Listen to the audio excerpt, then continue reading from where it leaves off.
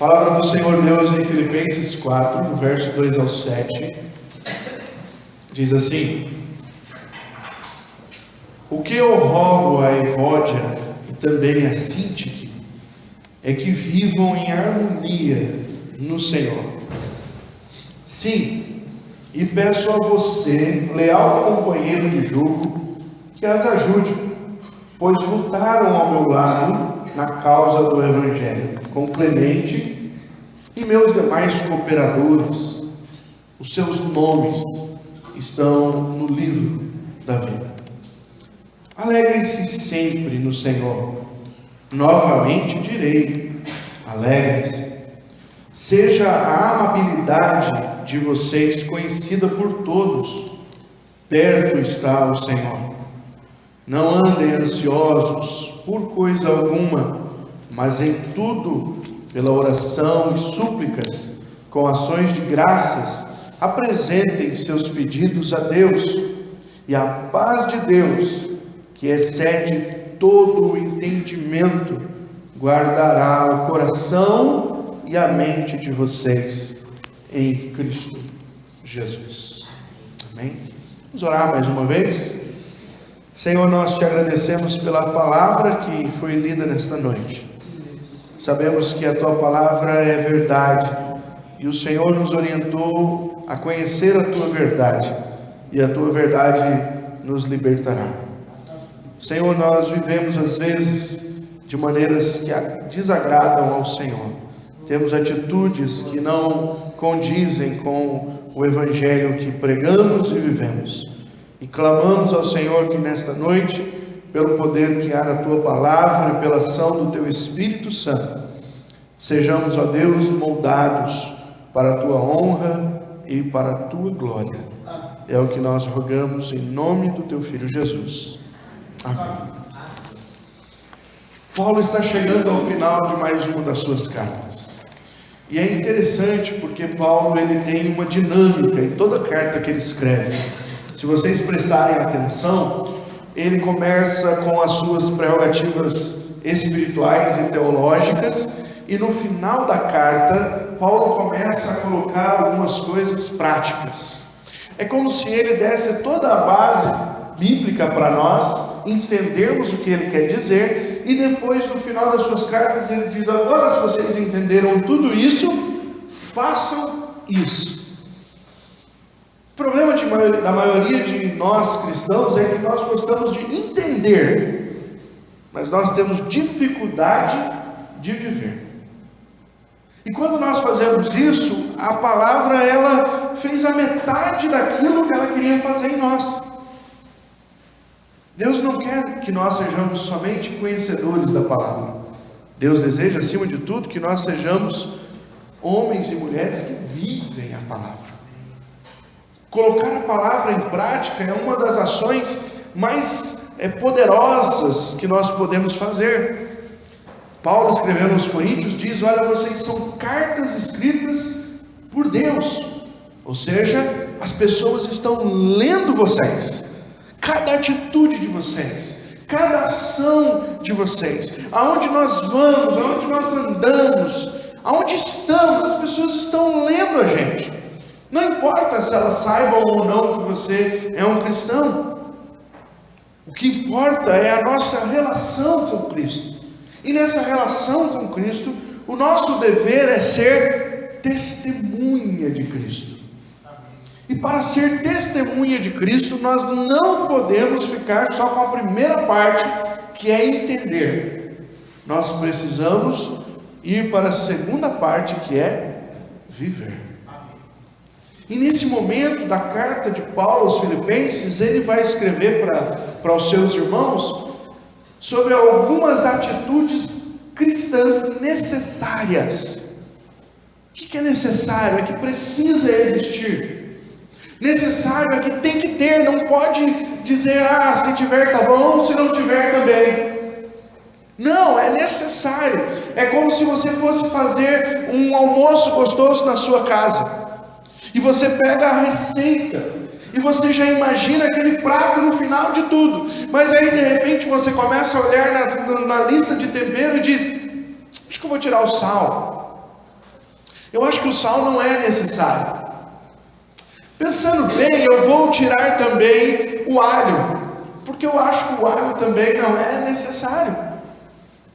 E nós vamos começando a tirar coisas da vida da gente que são inteiramente necessárias.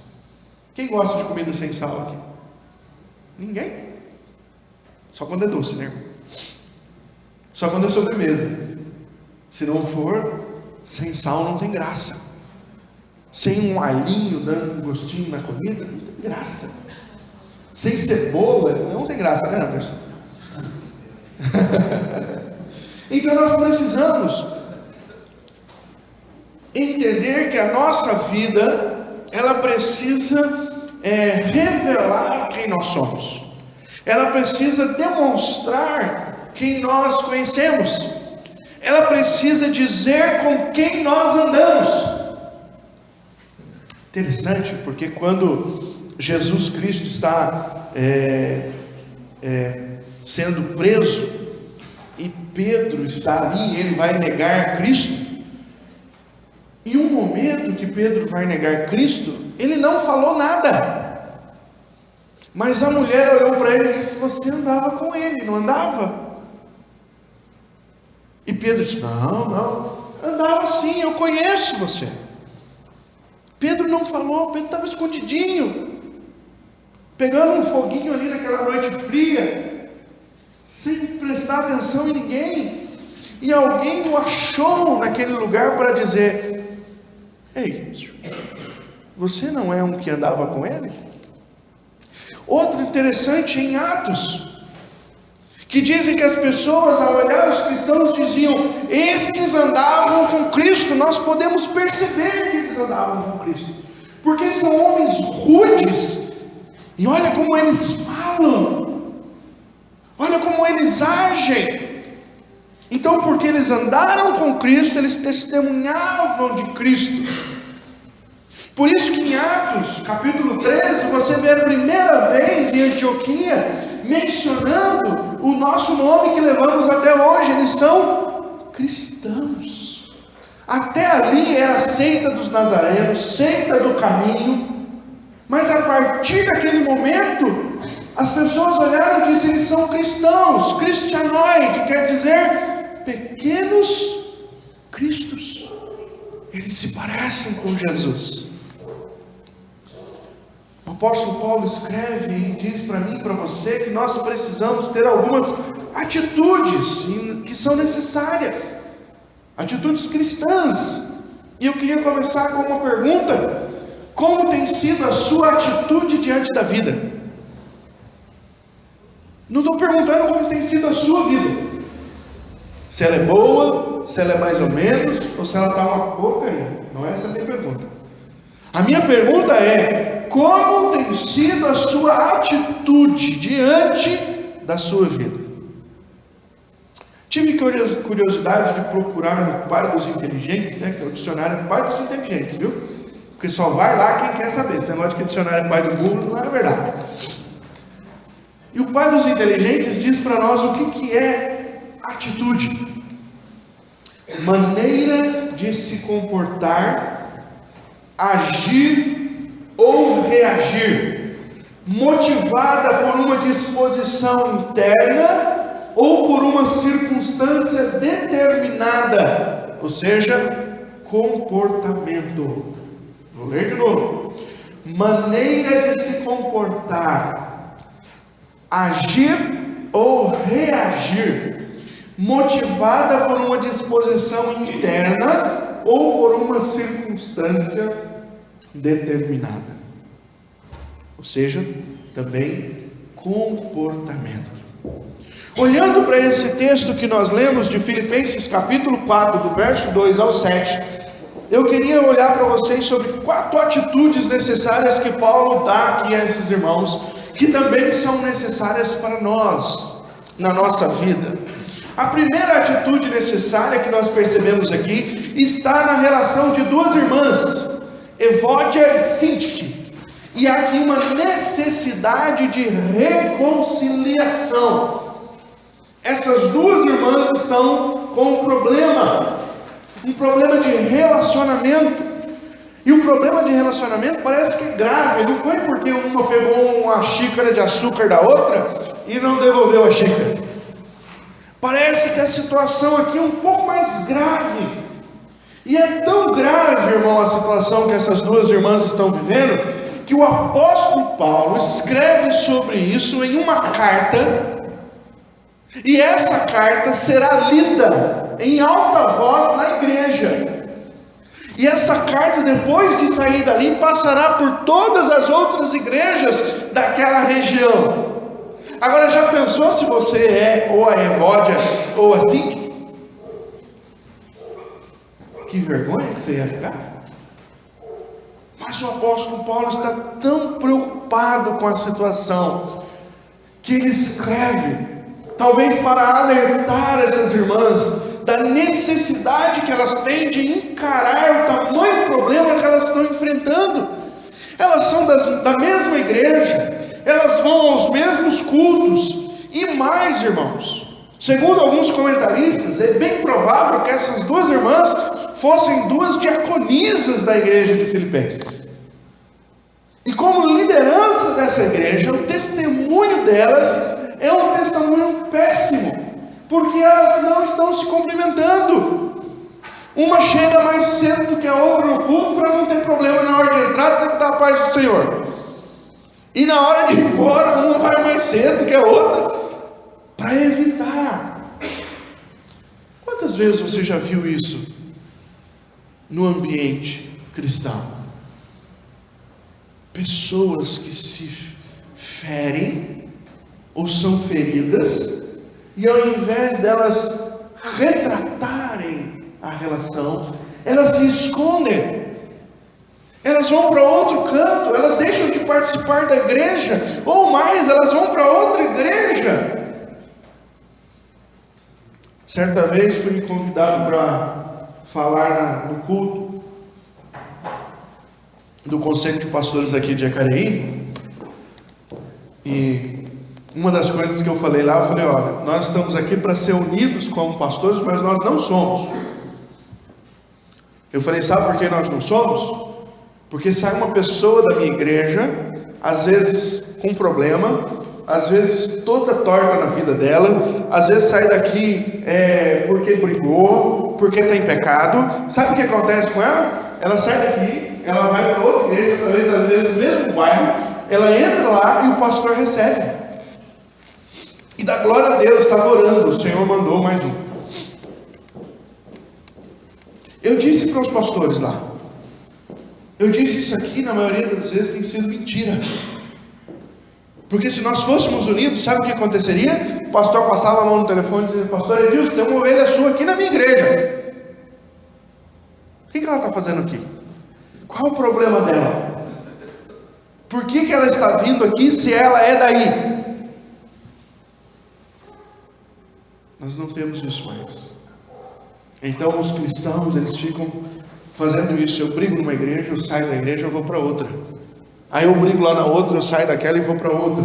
E as pessoas não têm mais o pudor de ter atitudes cristãs, de se voltarem para o seu irmão e dizer: irmão, me perdoe, eu estou ferido com você, você me magoou e eu preciso do teu perdão, preciso relacionar novamente com você. Ou: meu irmão, eu estou muito bravo com você e nós precisamos orar agora. Sabe o que a maioria de nós faz quando nós estamos com um problema com um irmão? Nós procuramos um terceiro irmão para falar mal daquele irmão. Então, se eu estou com problema com o Fernando, eu procuro o Vitor e falo mal do Fernando para o Vitor, ao invés de eu ter coragem de ir até o irmão Fernando e me reatar com ele. O apóstolo Paulo diz aqui: algumas atitudes cristãs são necessárias, e uma das atitudes cristãs necessárias é se reconciliar. O cristão não pode ficar brigado com outro cristão. Um cristão não pode de maneira nenhuma olhar para o seu irmão e tê-lo como inimigo. Nós pregamos no acampamento desse ano, o tema foi família, e eu disse lá e eu continuo repetindo: a primeira família do cristão não é mais a família do sangue. A primeira família do cristão é a família da fé. É com essa que nós vamos viver a eternidade. É com essa que nós celebramos o mesmo Deus. É com essa que nós andamos pelo mesmo caminho de fé. É com essa que nós enfrentamos os problemas e as dificuldades em oração. Eu não posso ter um irmão em Cristo em menor grau de consideração do que um irmão carnal, o mesmo pai, a mesma mãe. Não posso. O meu irmão em Cristo tem que ter primazia na minha vida. A palavra de Deus nos ensina isso. E essas duas irmãs estavam sendo uma péssima influência para a igreja, porque elas estavam brigadas. O apóstolo Paulo diz, além de pedir para ela, o apóstolo Paulo diz: Timóteo, você precisa ajudar essas irmãs. Queridos, outra coisa que nós cometemos muitas vezes no nosso cristianismo pobre e fracassado, é que nós vemos pessoas com dificuldade de relacionamento, e nós, mas não é comigo, pastor, não tem nada a ver comigo, se fosse comigo, até ia lá na casa do irmão, mas não é ele com o outro lá. Então, Pilatos da vida, lavamos as mãos. Ai, pastor, eu não gosto de me intrometer na vida das pessoas. Não gosto quando é para ajudar. Quando é para ajudar, a gente tem dificuldade. A palavra de Deus nos manda, irmãos, intrometermos na vida das pessoas, sabia? Quando Caim chegou na presença de Deus, Deus disse: cadê o Abel, seu irmão? Caim respondeu: por acaso sou eu o guardador do meu irmão? Às vezes a nossa relação com os nossos irmãos da fé é igual a Caim. O que eu tenho a ver com a vida do meu irmão? Se ele está passando problema, ema, cada um com seu problema. Se ele tem dificuldade na casa dele, o problema é dele. Se ele está com problema no relacionamento com a esposa, o problema é dele da esposa. Pastor, em briga de marido e mulher, ninguém mete a colher, né, pastor? Isso aí não está na Bíblia, viu, irmão? Não é um conselho bíblico este. O conselho bíblico é este: Timóteo, vai lá, ajuda as duas a entenderem que elas estão erradas, porque elas precisam testemunhar de Cristo, e a atitude delas neste momento não é uma atitude cristã. E olha como Paulo, irmão, faz uma menção interessante no continuar do texto. Ele diz assim, o nome dessas irmãs, como de outros irmãos e líderes, estão no livro da vida. E sendo assim, essas irmãs têm uma reconciliação com Deus. Romanos capítulo 5, verso 1. Veja o que o apóstolo Paulo escreve: tendo sido, pois, justificados pela fé, temos paz com Deus por meio de nosso Senhor Jesus. Quem tem paz com Deus? Quem foi reconciliado por meio de quem? Antes nós éramos o quê? Inimigos de Deus. Então o apóstolo Paulo diz: quem já foi reconciliado com Deus não pode brigar com o seu irmão.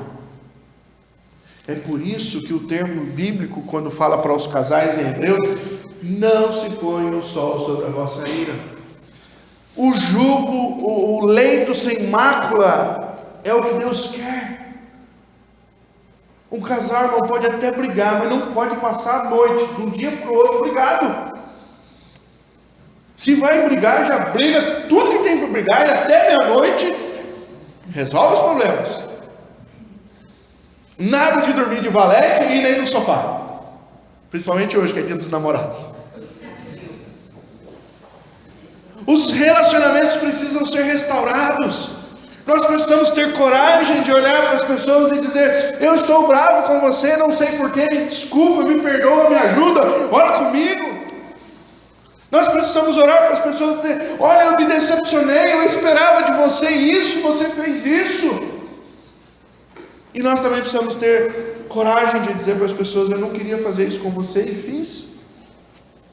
e não ser covardes como estavam sendo essas duas irmãs, que sendo reconciliadas com Deus, não estavam reconciliadas uma com a outra. Jesus nos ensinou a orar: Pai, perdoa as nossas dívidas, assim como nós perdoamos. Essas duas irmãs não podiam orar o Pai Nosso, porque elas não estavam perdoando uma a outra. E a Bíblia é clara ao dizer que quando isso acontece, as orações delas estavam interrompidas. Se não perdoares os pecados dos outros, eu também não perdoarei os vossos pecados. É muito sério, irmãos. É muito sério o relacionamento da igreja, porque o relacionamento da igreja, nós somos irmãos por causa do sangue de Cristo. Isso não pode ser banalizado, isso não pode ser ferido, isso não pode ser colocado como qualquer coisa. Nós temos que buscar sempre a reconciliação. Por isso Paulo escreve em Romanos capítulo 12, verso 18: no que depender de vós, tende paz com todos. No que depender de vós, tende paz com todos. A uma das duas tinha que ler esse versículo e tomar a frente e se reconciliar com a outra. Se a outra não quisesse, tudo bem, mas ela não podia ser omissa ao não tentar. Querido irmão, querida irmã, nós vamos tomar a ceia nessa noite. E se você tiver algo contra alguém, peça perdão a Deus. E ao sair daqui, vá até essa pessoa, reconcilie-se com ela, chore com ela, peça perdão. Ai, mas ela me feriu. Peça perdão. Quando Jesus diz: se você for dar a sua oferta e souber que alguém tem algo contra você, não é que você tem algo contra alguém,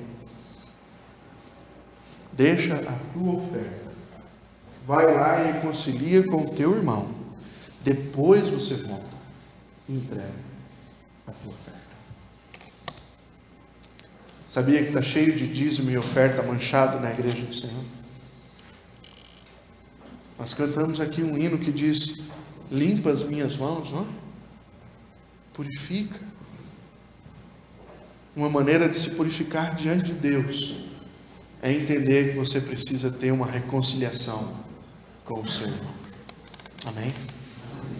Segunda coisa que Paulo diz que é uma atitude necessária para cada um de nós como cristãos, está no versículo 4, quando ele diz: alegrem-se sempre. Viu, corintianos? Alegrem-se. Mesmo o Palmeiras ganhando, alegrem-se. O cristão não pode, irmãos, permitir que as situações externas tirem a alegria que tem em Deus. Nós não podemos permitir. Nós temos que lutar contra toda tristeza externa, contra toda angústia externa, contra tudo aquilo que vem, irmãos, para tirar de nós a alegria de Deus que tem na nossa vida.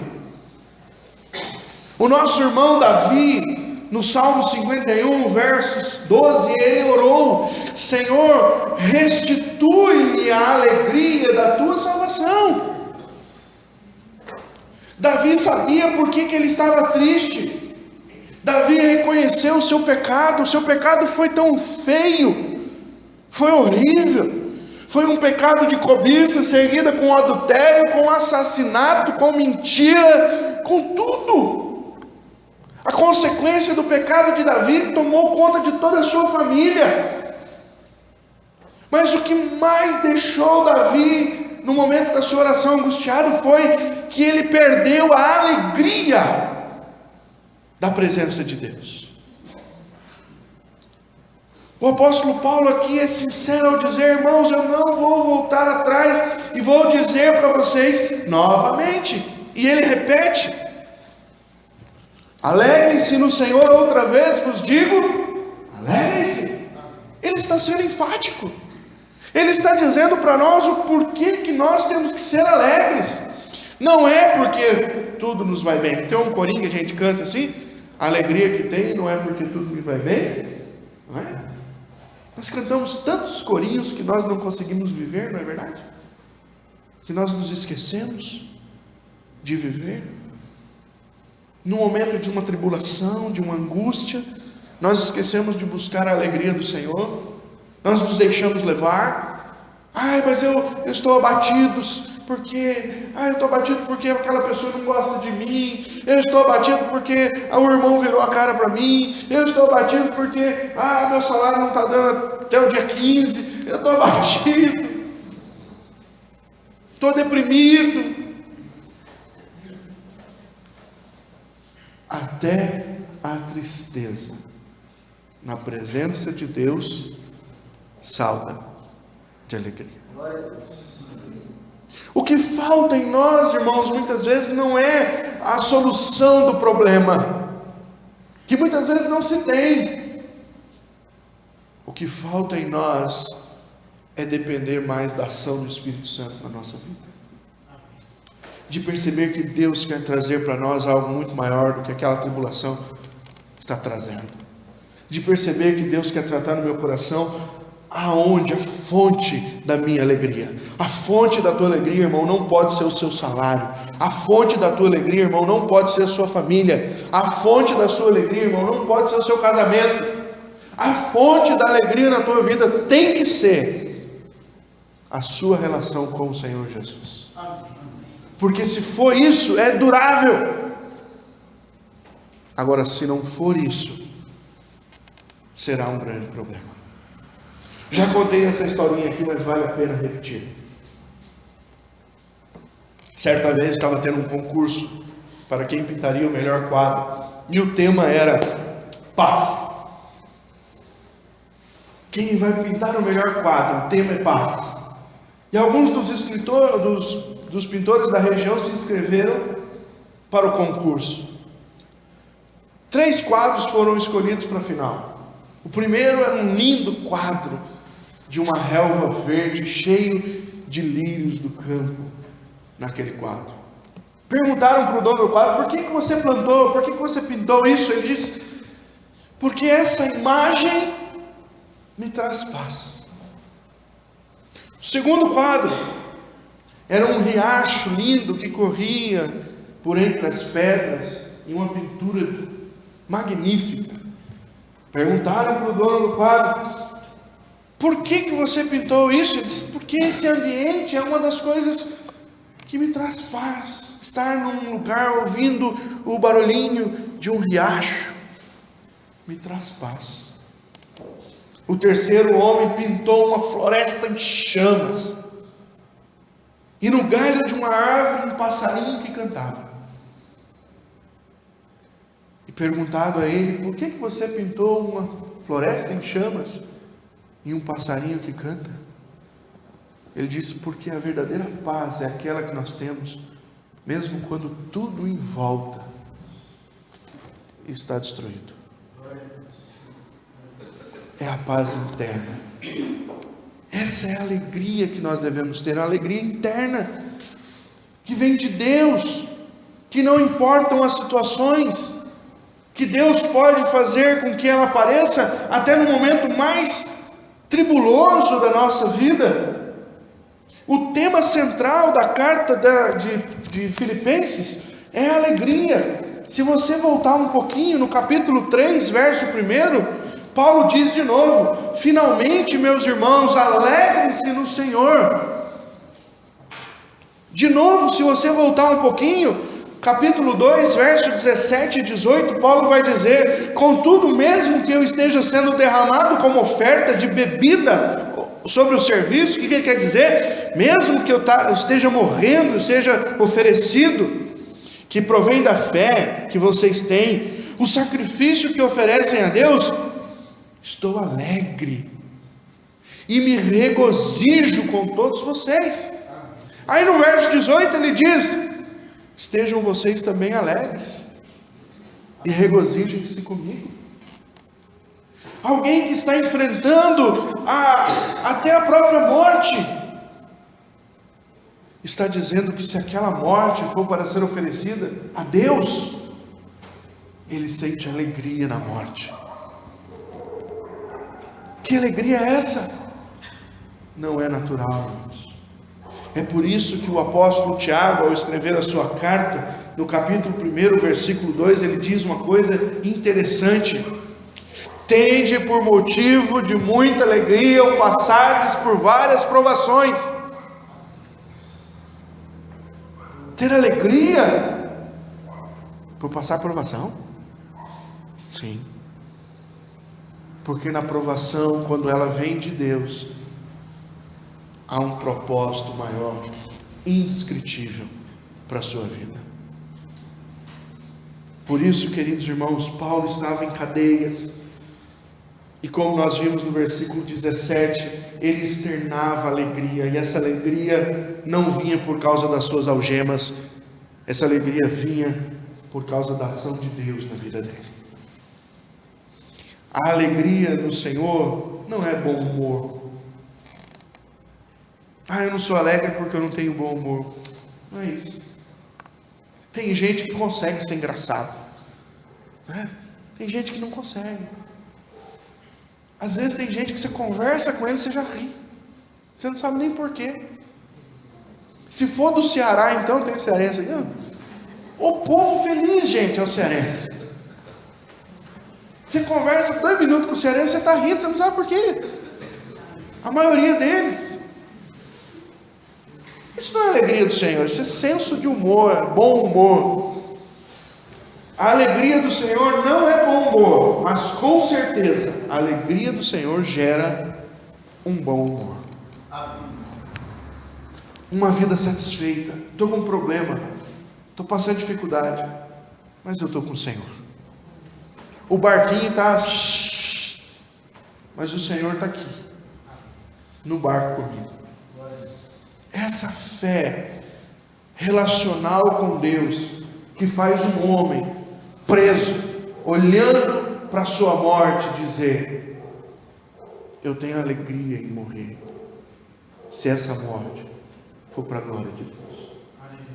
E vocês que estão tristes porque eu vou morrer, não fiquem tristes, alegrem-se e regozijem-se comigo. Uma vez eu assisti um filme que uma moça teve câncer, descobriu que o câncer era incurável, e ela começou então a preparar o próprio velório. E um pedido que ela fez para a mãe: eu não quero ninguém chorando no meu velório, eu quero uma festa. E ela fez uma festa. Ela não, né? Fizeram uma festa no velório dela. Era mais ou menos o que Paulo está dizendo: se eu morrer, não chorem, mas se alegrem, porque a minha vida será como uma libação diante de Deus para todo o ministério. Que bênção! A alegria é isso, irmãos. Por isso Paulo tem uma orientação, a atitude cristã necessária: alegrem-se sempre. Quando você estiver lá azedo na sua casa, sabe aquele azedume que ninguém aguenta nem olhar para a sua cara, por favor, lembre-se de ler Filipenses 4:4. Seu marido, sua esposa, seus filhos, seus pais vão agradecer, porque a alegria do Senhor formoseia o rosto. Um coração alegre faz um rosto lindo, feliz. Essa é a alegria do Senhor.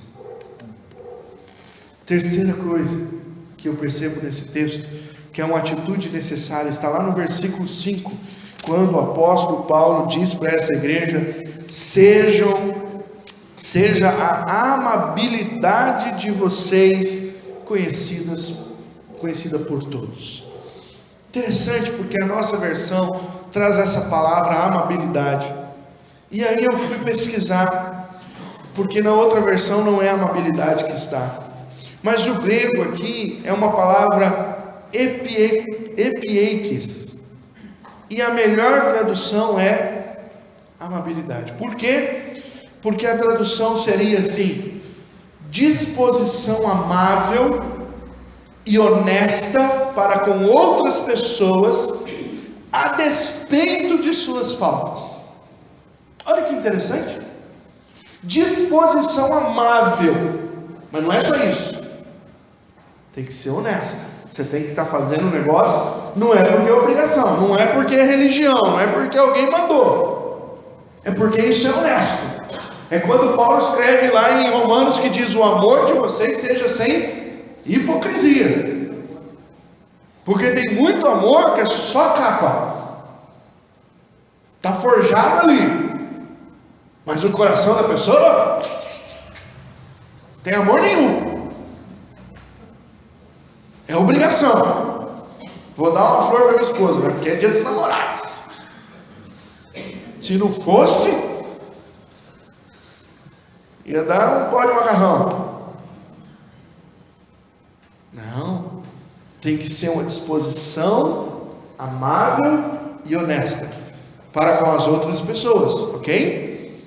E olha como piora: a despeito de suas faltas. Ou seja, essas pessoas não são legais, essas pessoas nem merecem você ser amável com elas. Essas pessoas, na verdade, vão trazer para você um outro tipo de sentimento na relação delas. Mas qual é a tua obrigação, segundo a palavra de Deus? É ser amável, é fazer um bolinho caprichado. Lembra que eu brinquei aqui uma vez? Para o vizinho que ficou até 4 horas da manhã tocando funk alto lá, você não aguenta dormir. Você acorda no outro dia 7 horas da manhã para ir trabalhar, os olhos grudando e abençoando o vizinho, né? Oh Deus, leva para o céu. Aquela oração abençoadora: o céu é tão bom, Senhor, converte e leva. Hoje, se puder, antes que chegue o outro final de semana, Senhor. Qual é o propósito de Deus para nós? Sejam amáveis. A amabilidade de vocês seja conhecida por todos. Tem que abranger. É a mesma coisa quando Jesus chega para os seus discípulos e diz: vocês estão fazendo coisa boa para os seus irmãozinhos aí? De que adianta isso? Até os incrédulos gostam dos seus familiares. Você pode ir no cavalo mais ruim que tem na face da terra, se ele tiver filho, ele gosta do filho dele. Esses dias eu vi uma entrevista com um bandido que não queria que o filho fosse bandido. Não, eu sou bandido, mas é para ele ter uma coisa melhor na vida. Com quem que a gente quer ser amável? Quero ser amável com os meus companheiros, né? Quero ser amável com quem é acordado comigo. Aquele pescoço de galinha que tem lá na empresa, aquele lá, nem olho. Falo nem bom dia para ele. Vai que ele tem um bom dia, porque eu desejei.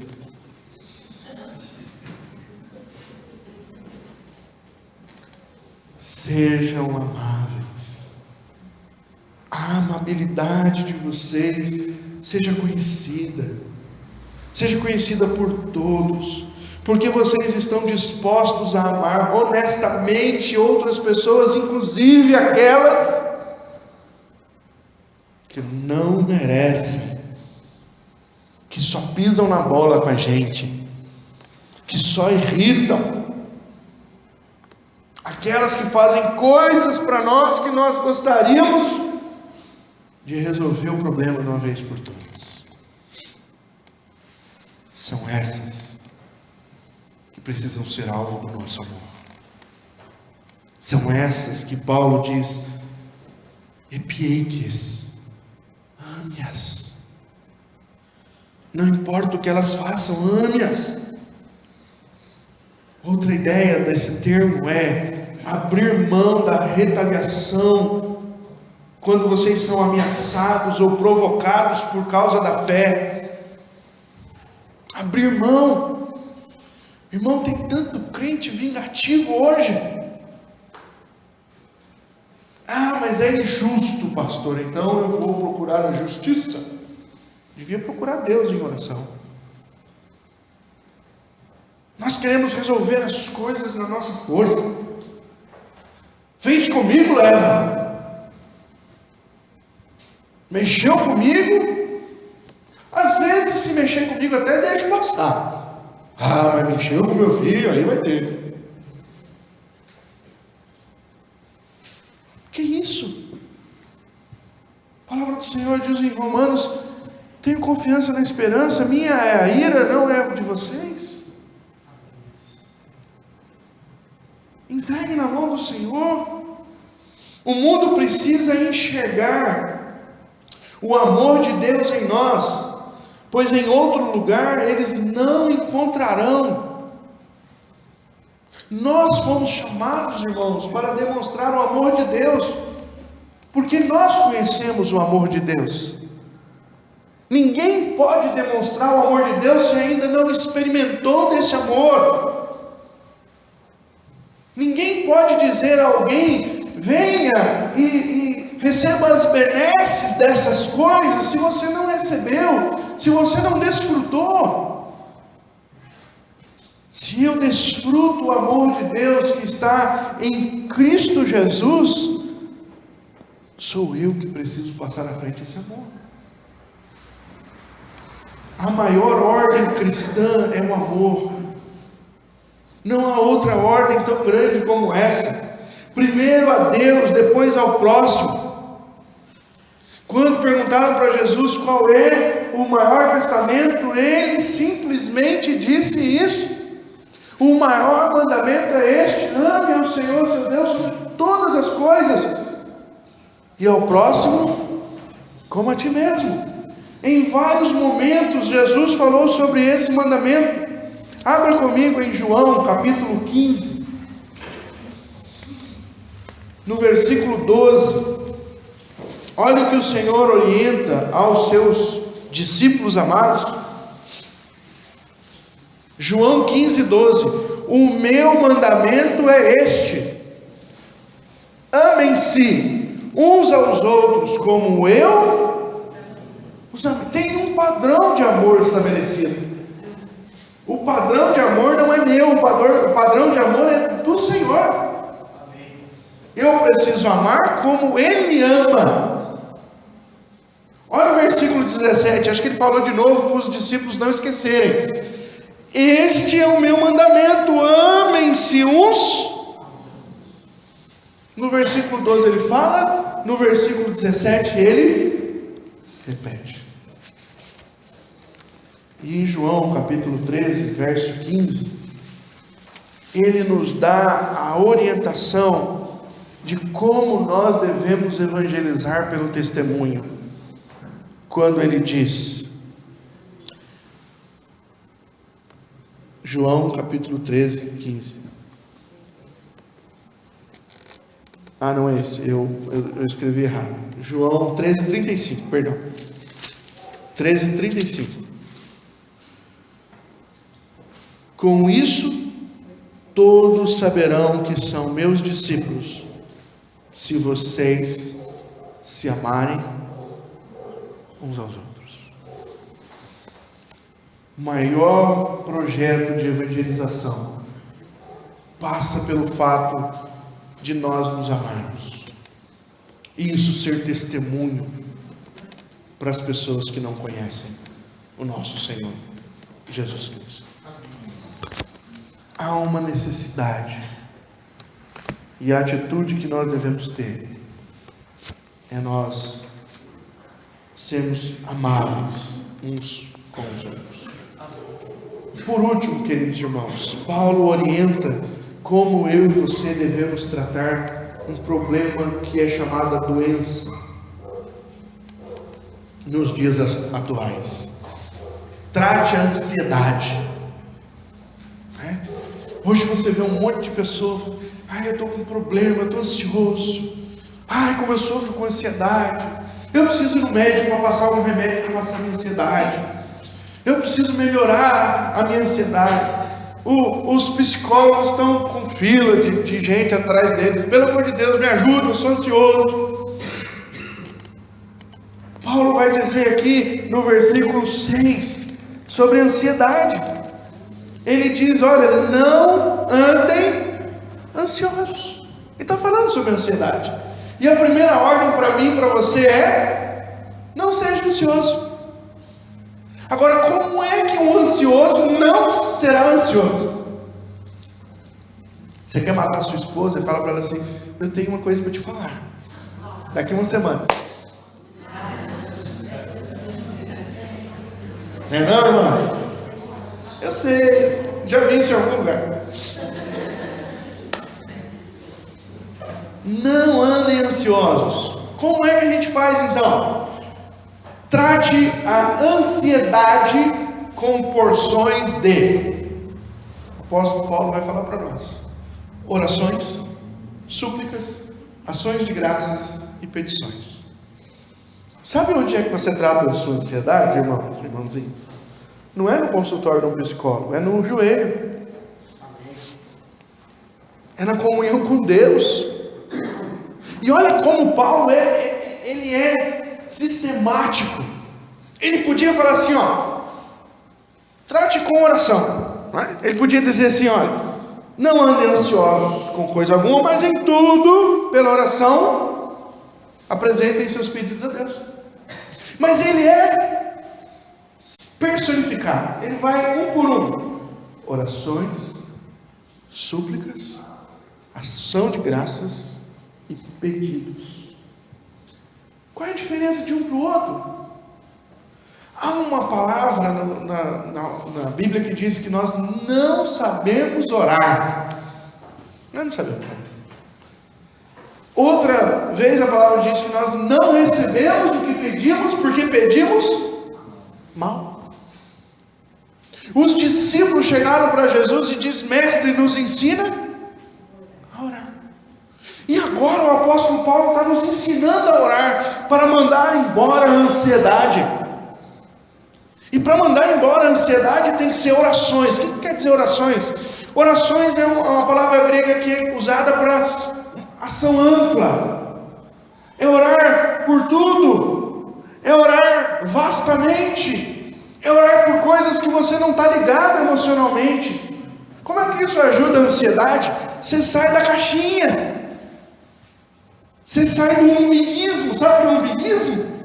Que você acha que a vida toda, todo mundo gira em torno do seu umbigo. Tudo tem que ser feito para você, do jeito que você gosta, da hora que você quer. Como? Meu Deus, eu sou bonitinho. Sou filho do mundo, mas eu sou dono do filho.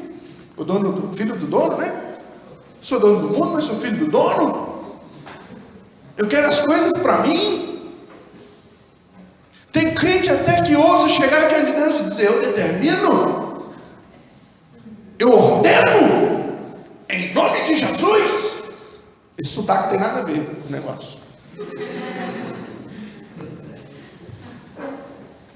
A palavra de Deus é muito clara. Ore, irmão. Como eu vou orar por quê? Você está andando na rua, viu uma velhinha, ora pela velhinha. Mas o Senhor está de mal, olha, você está olhando para a velhinha, olha, o Senhor abençoe pela velhinha, o Senhor problema está. Você viu o nome da velhinha, com todo respeito, abençoe a velhinha. É para orar. Ora pelo seu país, ora pelo país dos outros, ora pelo seu presidente, ora. Tem uma frasezinha no caminhão que diz, ora que melhora. Ora. A gente perde tempo com tanta coisa hoje em dia, mas a gente não ora. Súplica, o que é súplica? Súplica é quando o bicho pegou.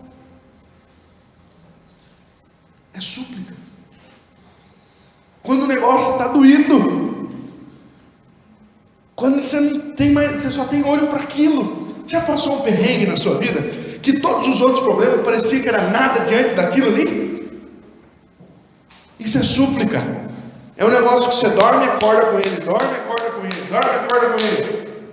Eu tive essa experiência. Por 28 dias eu orei, eu só sabia orar pela minha filha no hospital. Agora a Eixla, a cantora lá, está passando por isso. Está clamando para que todo o país ore pelo filho dela. No dia que você tem alguém que você ama morrendo, irmão, você não lembra de orar por mais nada. Súplica. Foi Davi. Quando o filhinho dele nasceu, ele tirou a roupa de rei, rasgou, vestiu um pano de saco, jejuou, disse: eu não como nada, até Deus responder essa oração. Tem alguma coisa apertando no seu carro? Não fica ansioso, irmão. Ora, suplica, jejua, para de comer churrasco um pouco, clama ao Senhor. Tem gente que não ora, não faz nada, fica bravo com Deus. Mas eu queria tanto que Deus resolvesse meu problema. Sabe por que o problema está aí? Porque Deus quer ver você de joelho. É por causa disso. Outra coisa, o apóstolo Paulo fala sobre a ação de graça. Graça nessa hora? Sim. Sabe quando você trata a sua ansiedade, querido? Quando você para de olhar para aquele problema e começa a olhar em volta da sua vida e ver o tanto que Deus já fez. Não é? Acabou que está lá ansioso, quer aquilo, quer resolver logo. E ele esquece de tudo que Deus está proporcionando para ele. E nem agradece mais por ter uma casa para dormir nesse tempo frio. Não agradece. Está tão comum. Já não ora mais para se alimentar. Já acha que foi o dinheiro dele que comprou o almoço e a janta. Esquece da grandeza de Deus e de agradecer por coisas tão simples do dia a dia. Você levantou, abriu o olho, irmão, respirou. Deus proporcionou a você mais um dia de vida. Ação de graças. Uma vez eu lembro que eu estava numa vigília aqui. As nossas vigílias aqui são boas. A igreja lotada, assim, ó, esse banco aqui da frente. Eu e mais 3 irmãos. Eu abri vigília sexta-feira no frio. Na última sexta desse mês. Quero ver os corajosos aqui. Amém. E eu disse para os irmãos aqui: irmão, nós não vamos pedir nada, nós vamos só agradecer. O irmão faz orações mais rápido que eu já vi no mundo. Teve um irmão que orou em 0,15 segundos. Nós desaprendemos a agradecer. Desaprendemos a adorar. A gente começa a agradecer e já fala: Pai, muito obrigado por essa noite, te louvo, te adoro, me dá isso. Aí a extensão. Paulo diz: calma. Eu gosto de ler o Salmo, quando o salmista fala com a alma dele. Ele diz assim: sossega, minha alma. Sossega. Eu sou de Deus, eu ainda o verei. Sossega, tem paz. De vez em quando a gente tem que ser meio doido, mano, e falar com a gente mesmo. Sossega. Entra no eixo. Se centraliza aí, rapaz. Que isso? E por último, Paulo diz: petições. É aquela ideia do texto lá de Lucas, que Jesus diz: olha, você que pede pão, você acha que Deus vai te dar um escorpião? Deus não é surdo, nem burro, nem incompetente, irmão. Às vezes a gente acha que Deus é. Ele não é. E as suas petições podem ser detalhadas para Deus. Quem pede pão vai receber pão. Pode não receber na hora que quer, mas vai receber. Então Paulo diz: trate a sua ansiedade como? Confiando em Deus. Se ponha em oração. Não ache que o seu dinheiro vai resolver a tua ansiedade. Não ache que a tua malandragem vai resolver a tua ansiedade. Não ache que a tua sabedoria própria vai resolver a tua ansiedade. Mas confie e sejam conhecidas diante de Deus todas as tuas necessidades. Jesus ensinou os seus discípulos em Mateus capítulo 6, do verso 25 ao 34. Ele diz: olha lá para os campos, veja, olhe para os céus, os pássaros não semeiam, mas colhem. Por que vocês estão ansiosos? Quem de vocês, por mais ansioso que esteja, pode acrescentar alguma coisa na vida de vocês? Contudo, busquem em primeiro lugar o seu reino e a sua justiça, e as demais coisas não serão acrescentadas. Sabe por que nós andamos ansiosos? Porque nós invertemos. Ao invés de buscar em primeiro lugar o seu reino e a sua justiça, nós buscamos as demais coisas. E Deus está falando para você, filhinho, bonitinho, está fazendo errado. As demais coisas, quem dá sou eu. Não é você que alcança. Então, querido, trate da sua ansiedade. O apóstolo Pedro escreveu uma carta para os irmãos que estavam vivendo em constante perseguição. A primeira carta do apóstolo Pedro pegou os irmãos indo correndo, indo embora, com gente atrás deles. Você já pensou sair daqui de Jacareí, largar sua casa, largar a família, largar tudo que você tem, sem R$1, sem um vintém no bolso, e invadir as cidades vizinhas aqui, São José, Guararema, Taubaté, Santa Branca, sem ter nenhum parente, nem para onde ir? Esses irmãos estavam assim. E aí eles se juntavam aqui, viraram mendigos, moradores de rua, quando alguém não abria a porta, quando não vivia de favor, não tinha trabalho, não tinha o que comer, não tinha o que beber. O apóstolo Pedro escreveu uma carta para eles e diz: irmãos, ore, jejue e determine, em nome de Jesus. Foi isso. 1 Pedro capítulo 5, verso 7. Lançando sobre ele toda a vossa ansiedade, porque ele tem cuidado de vós. Irmão, você pensa que Deus não está cuidando de você, mesmo quando a perseguição está correndo, quando você não tem casa, quando você não tem dinheiro, quando você não tem isso, quando você não tem aquilo? Deus está no controle. Lance sobre ele toda a sua ansiedade, porque ele cuida de vós. Então, irmãos, ansiedade não se trata no consultório de psicólogos. Ansiedade se trata aos pés do Senhor, com duas coisas: fé e oração. Paulo diz algumas atitudes que nós precisamos ter. Nós não podemos viver sem elas. Você precisa ter a atitude de se reconciliar. Você não pode viver uma vida, briga com um, briga com outro, vai embora, não volta, não tem coragem de se humilhar, não tem coragem de pedir perdão, não tem coragem de abraçar alguém que está zangado com você. Você precisa se reconciliar. Você precisa se alegrar. Hoje o dia não está legal, pastor. Leia Filipenses 4:4. Eu tenho certeza que maior que seja a sua tribulação, não era como do apóstolo Paulo, que diz: eu estou alegre, a minha vida está prontinha para ser oferecida como libação. Eu estou vendo ali a guilhotina sendo preparada, a forca sendo já arrumada no lugar, mas eu me alegro no Senhor. Sejam amáveis. Não sejam amáveis porque as pessoas vão ser amáveis com vocês, porque isso não vai acontecer. Sejam amáveis, porque é uma ordem de Deus sobre a sua vida. E Ele é que nos capacita.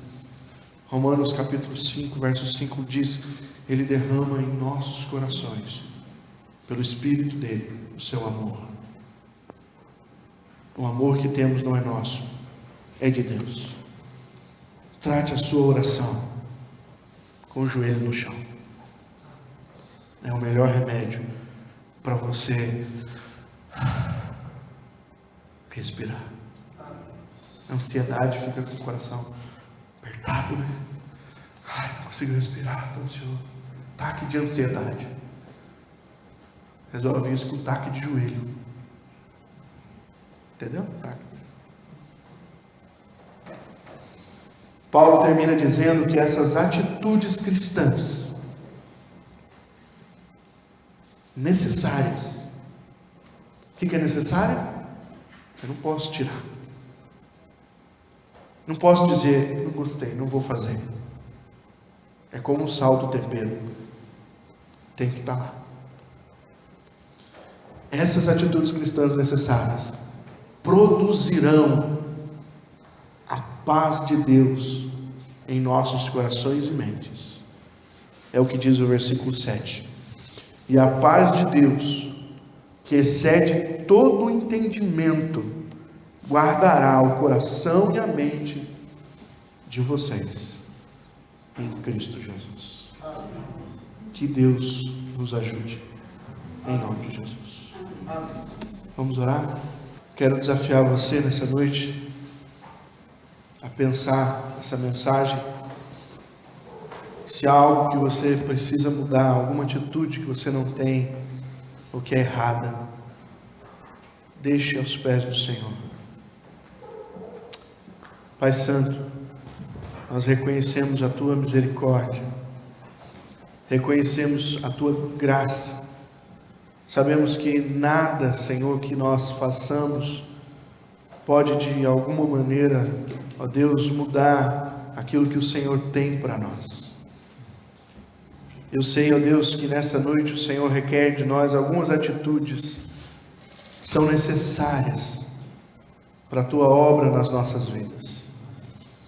E nós precisamos muito, ó Deus, da ação do Teu Espírito Santo em nós, do mover da Tua glória em nós. E eu clamo ao Senhor nesta noite, em nome do Teu Filho Jesus, pela minha vida e pela vida dos meus irmãos nesta noite, que o Senhor nos ajude. Se há em nós algum problema de rompimento de relação, tem misericórdia, Senhor.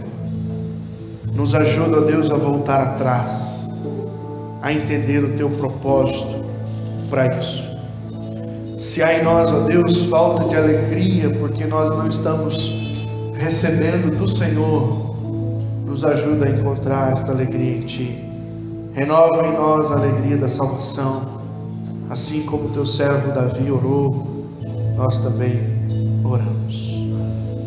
Nos dá a capacidade de amar, sem querer, ó Deus, o amor em troca, para que o Teu nome seja glorificado. E nos ajuda a nos livrar de toda a ansiedade, lançando sobre o Senhor todas elas, da menor a maior, porque o Senhor tem cuidado de nós. Eu oro, Senhor, por estas bênçãos. Eu oro, Senhor, pela força e poder do Teu Espírito em nós, produzindo tudo isso para a Tua glória, para a Tua honra, para o Teu louvor, em nome do Teu Filho Jesus. Eu oro. Amém.